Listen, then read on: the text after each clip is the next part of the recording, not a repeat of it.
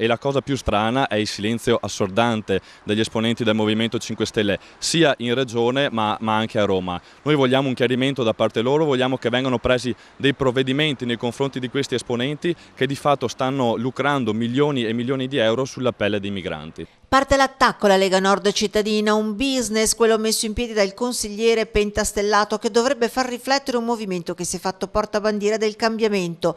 Ci pensa Luigi Di Maio, onorevole dei 5 Stelle in Veneto nel pomeriggio, a rompere il silenzio. Io questa persona non la conosco, dia i massimi chiarimenti al suo gruppo locale e faccia capire di che cosa si tratta. Ho letto qualche comunicato. Non ci sta la Lega Nord che contrattacca. Noi chiediamo una verifica alla Prefettura perché non siamo assolutamente d'accordo e non pensiamo che sia né moralmente né legalmente, diciamo così, giusto partecipare ad un bando con delle società diverse che però poi di fatto sono riconducibili ad un'unica fonte. Chiarezza è il leitmotiv della Lega che ancora in tempi non sospetti aveva già cercato di alzare il velo sull'hotel Adele e il coinvolgimento di società come la Adele SRL e la Tourist SRL nella gestione dei migranti. Avevamo denunciato che c'è diciamo così, una connivenza tra le società che gestiscono l'hotel ma anche altre società che stanno acquisendo degli appartamenti in città ma anche in via Medici per ospitare i migranti. Tuona il grillino Di Maio che rimanda ad un futuribile governo 5 Stelle. Questo purtroppo è un sistema legale, sono gare d'appalto, prefettura,